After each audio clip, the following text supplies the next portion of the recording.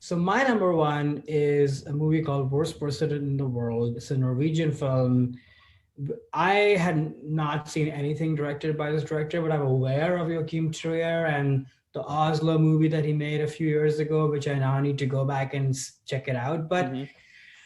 I don't know, like this movie sort of blew me away. And like what you were saying, that none of these movies from the last 10 years sort of really stand the test of time. And I disagree to a degree on that. Hmm.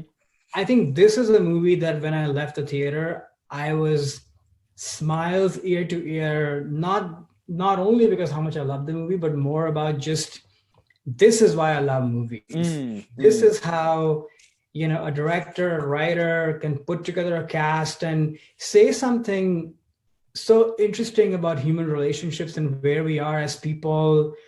And there's so many themes around coming of age, being indecisive, being a millennial, cancel culture, not knowing what is right, what is wrong, how the world reacts to you in all the ways. I just thought it was so brilliant, funny, brilliantly acted. Like, talk about being robbed. Like, to me, the best performance of the year, at least from in the actress category, is mm, Renata Reinsway. I mean, mm. it's just, it sort of takes me back to, you know, it's an interesting comparison because these movies are very different. But I sort of feel like if Annie Hall, the queen of rom coms, were to be made today, and if this genre didn't even exist, this is what it would look like. Mm. And maybe that's why this movie cheered me so much, because it gave me hope that, oh, young directors or whoever who want to sort of make the next, I don't know, 20 years of whatever this genre is, kind of rom-com-esque, Hmm.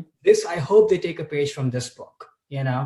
So I don't know. I'm sure we'll talk about this movie at some in some other podcast of ours where we really get into it. But yeah, this is my number one. Yeah, I like this movie a lot. I thought I would, again, just because I'm not an Annie Hall fan, it reminded me more of like an Amelie actually, than an Annie Oh, Hall. But no, I thought it was performance was great, visually interesting. The story and especially the main character, like it just did. It was interesting throughout the whole thing, and deals with a lot of stuff that you were talking about too, of just not knowing what you're doing in life, and yeah. kind of just struggling, not struggling necessarily, just wandering in a way through decisions. And even at the end, I don't necessarily feel like she's found any sort of security or solace or really even any answers. Just all these questions have been asked by her to herself or of her from other relationships she's had. And she just continues to kind of exist and go down this path, which I thought was just an interesting way also to kind of end the film. It wasn't like she found her person or Right. decided to, mature or grow up. And no, she's still flitting from job to job and from relationship to relationship, but she seems happy, which is what matters, right? It's just something that this sort of captures that point in your life where you don't necessarily really need to be doing that yet.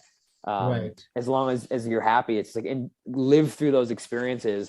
It doesn't have to be a checklist of things you have to get to or things you have to do. I thought it was great. I'm happy to hear that. Yeah, I it's really sort of liked the it. predicament of our, I mean, we are sort of late millennials, but this is the predicament of our generation to a degree, but Mm-hmm. definitely the generation that came ahead of us. Yeah.